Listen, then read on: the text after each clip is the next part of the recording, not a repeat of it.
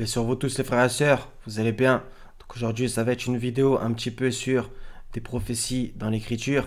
Donc ça va être un petit peu une espèce de suite avec une vidéo que j'avais fait Coran accouchement. On va voir certains trucs par rapport à la douleur de l'enfantement, le commencement des douleurs. Et ça va nous permettre de faire un petit rappel sur Gog et Magog. Par contre, je ne vais pas vous dire mon interprétation, ça va être plutôt pour que vous fassiez vous-même vos recherches si ce n'est pas déjà fait. Donc on va se baser sur Matthieu 24, un chapitre prophétique à partir du verset 6. Vous entendrez parler de guerre et de bruit de guerre. Gardez-vous d'être troublés, car il faut que ces choses arrivent, mais ce ne sera pas encore la fin. Une nation s'élèvera contre une nation, et un royaume contre un royaume, et il y aura en divers lieux des famines et des tremblements de terre. Tout cela ne sera que le commencement des douleurs. D'accord? Tout cela ne sera que le commencement des douleurs. On retrouve ça dans Marc 13, un chapitre semblable. On va regarder certaines choses à propos du commencement des douleurs. Donc, ce qu'on est en train de vivre, je pense vraiment que c'est le commencement des douleurs. Et comme c'est écrit, gardez-vous d'être troublés. Voilà. Donc, faut quand même aussi endurer dans un certain sens, etc. Donc, Jérémie, chapitre 6, verset 24, on va lire certains passages et voilà. Au bruit de leur approche, nos mains s'affaiblissent, l'angoisse nous saisit, comme la douleur d'une femme qui accouche. Ne sortez pas dans les champs, n'allez pas sur les chemins, car là est le glaive de l'ennemi, et l'épouvante règne alentour. Bien entendu, c'est contextuel, etc. Mais il y a quand même des enseignements intéressants. La douleur d'une femme qui accouche. On va y retourner juste après. Dans Apocalypse particulièrement, ça va être intéressant, et du coup, ça va faire le lien. Jérémie 50, 43. Le roi de Babylone apprend la nouvelle et ses mains s'affaiblissent, l'angoisse le saisit comme la douleur d'une femme qui accouche. On va voir que justement il y a pas mal de liens entre l'Apocalypse et les anciennes écritures. Babylone, etc. La femme qui accouche, les douleurs de l'enfantement, Gog et Magog. On va voir que Michée 4, 9. Pourquoi maintenant pousses-tu des cris? N'as-tu point de roi, plus de conseiller pour que la douleur te saisisse comme une femme qui accouche? Donc on va voir que ça revient sans cesse. Et il y a un autre verset dans Jean que je vais vous mettre après. Ésaïe 26, 15 à 19. Multiplie le peuple, ô Éternel, multiplie le peuple, manifeste ta gloire, recule toutes les limites du pays. Éternel, ils t'ont cherché quand ils étaient dans la détresse, ils se sont répandus en prière quand tu les as châtiés.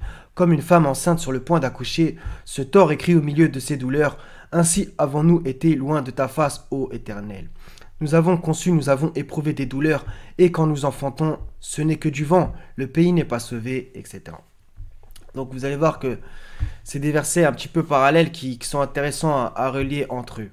C'est dans Jean 16, verset 21, la femme lorsqu'elle enfante éprouve de la tristesse parce que son heure est venue, mais lorsqu'elle a donné le jour à l'enfant, elle ne se souvient plus de la souffrance à cause de la joie qu'elle a de ce qu'un homme est né dans le monde. Voilà. Donc je vous sors tous ces passages pour que, on va pas se mentir, il faut endurer en ce moment, qu'est-ce qui se passe, etc. Et donc du coup, pour que on soit rassuré dans un certain sens, puisque voilà, la situation, je pense que, bien entendu, elle va s'aggraver, même si c'est évident qu'il y a un bien derrière tout ça, un peu comme je l'avais dit dans plusieurs vidéos, le grand reset spirituel, etc.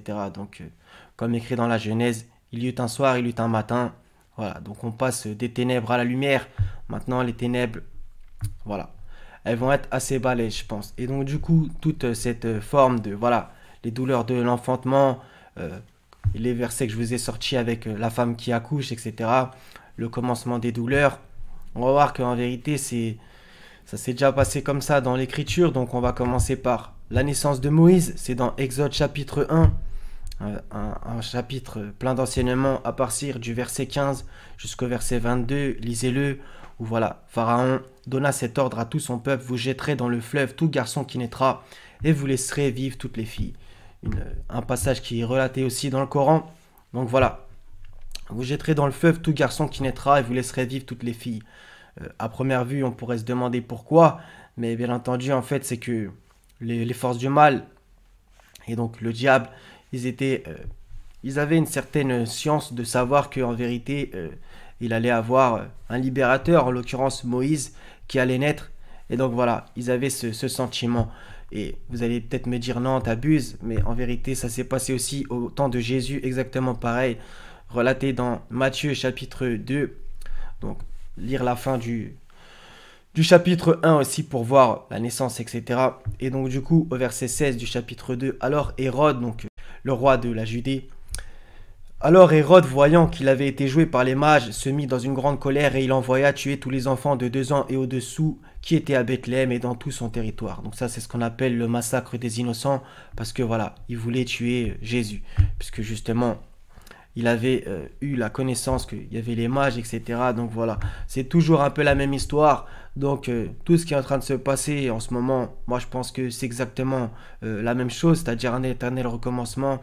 Donc le mal, sachant que un grand bien arrive, voilà, il se déchaîne sur la terre pour que justement cette prophétie ne s'accomplisse pas. Mais tout ça, ça se passe d'une manière très subtile et en général, bah, même les gens de bien ne sont pas au courant, c'est ça qui est quand même assez fou. Alors que les gens du mal, eux, le savent, parce que on pourrait se demander d'où ils ont cette espèce de science. Moi, je pense que ça vient bien entendu du diable et de ses alliés, etc. Oui, ça paraît un petit peu bizarre, mais le diable, il a quand même de la science, on le voit dans le Coran, etc. Oui, justement, on peut y revenir à propos de l'arbre, etc. Bref, j'ai pas envie de m'étendre trop là-dessus, mais ça me paraît vraiment évident.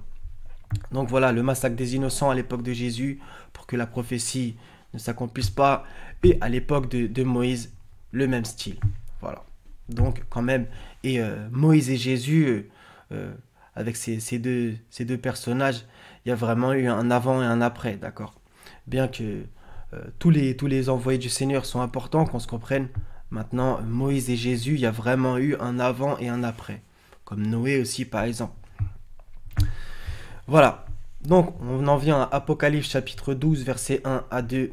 Un grand signe parut dans le ciel, une femme enveloppée du soleil, la lune sous ses pieds, et une couronne de 12 étoiles sur sa tête. Donc, une couronne, comme je l'avais déjà dit. Une corona, elle était enceinte et elle criait, étant au travail et dans les douleurs de l'enfantement. Voilà. Donc, on voit encore ce lien entre enceinte, douleur de l'enfantement et une prophétie qui s'accomplit, etc. Et justement, on voit dans Matthieu chapitre 1, le verset qui est extrait du livre d'Ésaïe. Voici, la Vierge sera enceinte, elle enfantera un fils et on lui donnera le nom d'Emmanuel, ce qui signifie Dieu avec nous. Voilà.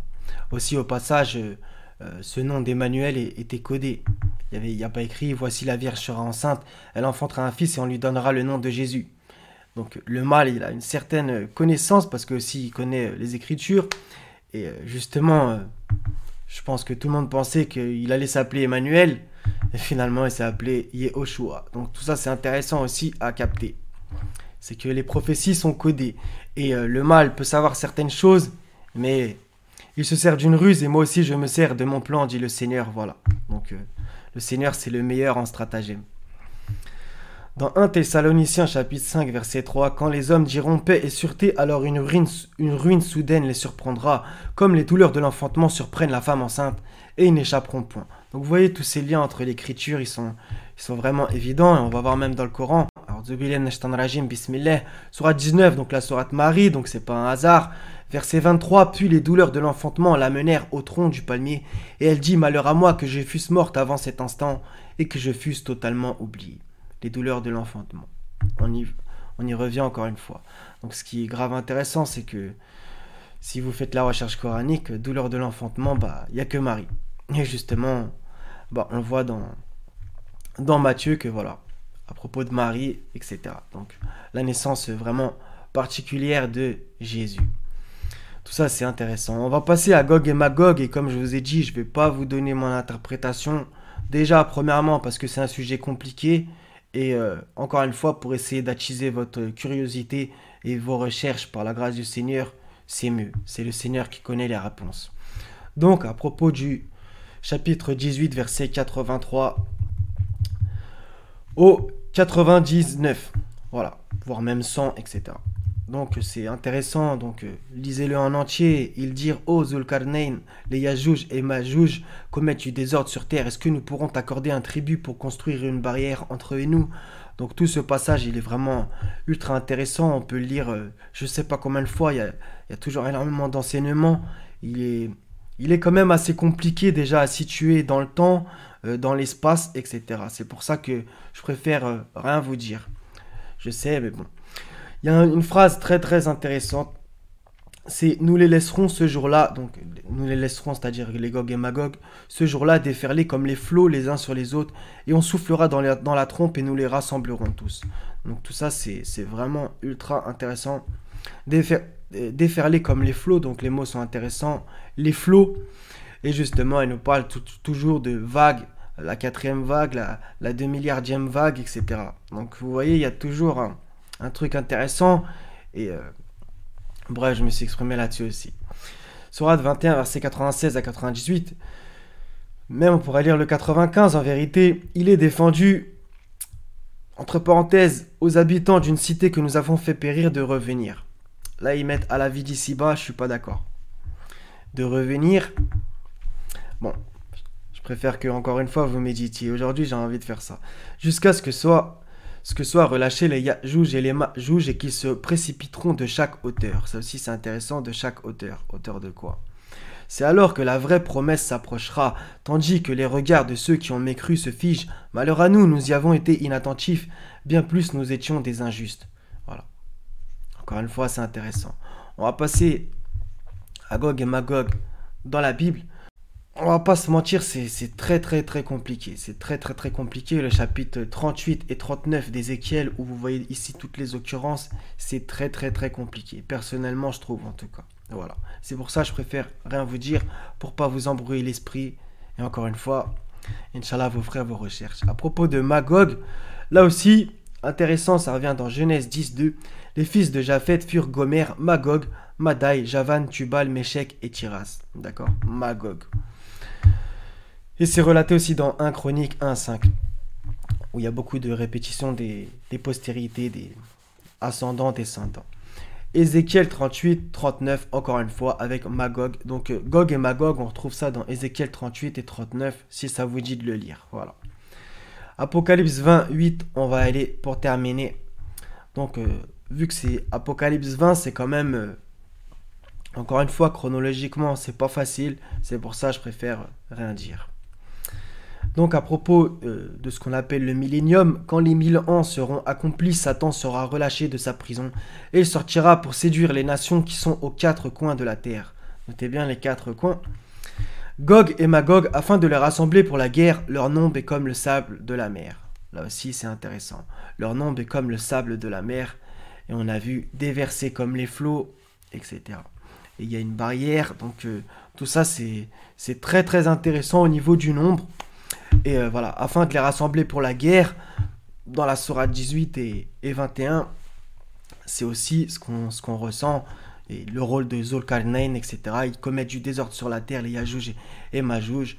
Voilà, la barrière. Donc une forme de pour se protéger d'eux, et dans la 21 aussi pareil, ils se précipiteront de chaque hauteur. Donc tout ça c'est intéressant. Leur nombre comme le sable de la mer, afin de les rassembler pour la guerre.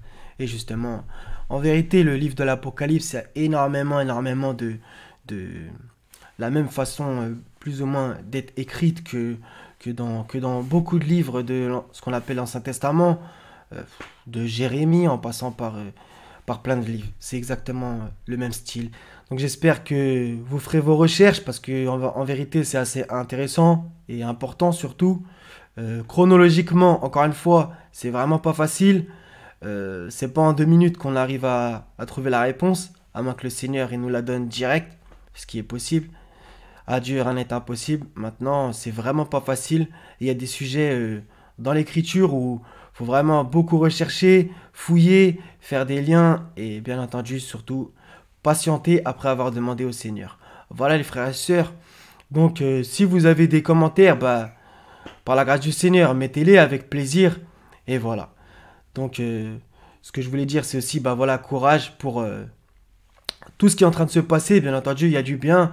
Voilà, les gens ils ont été à la baraque, ça a permis à beaucoup pour réfléchir, etc. Il y en a, ils ont peut-être changé leur voie, ils ont fait des grosses recherches, et finalement ils se sont rendus compte plus ou moins réellement dans quel monde ils vivaient, donc on vivait. Et donc tout ça, c'est forcément, il y a toujours une part de bien, même quand il arrive un malheur, il faut essayer de prendre, on va dire, le bon côté des choses. Je sais que c'est facile à dire, encore une fois. Et donc voilà, donc Bon, là, on est en été, vous avez vu, c'est un petit peu Las Vegas, voilà, il n'y a plus le truc, etc. Couvre-feu, blablabla. Donc, moi, j'ai un petit peu une espèce de crainte, entre guillemets, que le peuple, voilà, il reparte dans, entre guillemets, la vie d'avant et que finalement, il se fasse totalement berner et que ça reparte en vrille et en serrage de vis de leur part, aux vicieux. Et donc, du coup, la chute risque d'être terrible, on va pas se mentir. Et donc, du coup, comme il y avait écrit, on va y revenir, dans Matthieu 24, un chapitre extraordinaire et ultra important, gardez-vous d'être troublés, car il faut que ces choses arrivent. Voilà. Tout cela ne sera que le commencement des douleurs. Donc quand même, il faut... c'est vraiment là, je pense que tout ce qu'on est en train de vivre, ça va vraiment être beaucoup plus psychologique qu'autre chose, premièrement. Après, je pense que ça va être dans plusieurs domaines, psychologique et physique. Et donc, voilà. Il va vraiment falloir se raffermir, que le Seigneur il nous aide, parce que ça risque de piquer, on va pas se mentir. Justement, donc, comme dans pas mal de passages de l'Apocalypse, etc. Donc, j'ai vraiment pas envie de vous faire flipper, entre guillemets. Maintenant, ce qui est écrit doit s'accomplir. Donc, faut pas non plus faire comme ça et comme ça. Absolument pas. Il faut absolument garder les yeux ouverts, les oreilles ouvertes. Et voilà. Donc voilà, faut quand même... Purée, je fais que de jacter. Désolé, frère et sœur. Allez, vas-y, passez une bonne journée, une bonne soirée. Je sais pas quand vous me regardez. Soyez bénis. Wassalamun ala al-mursalin. Walhamdulillahi rabbil alamin. La ilaha illa hu al-haziz al-hakim. Paix sur vous tous. À la prochaine, Inch'Allah. Salam. Prenez soin de vous et des vôtres.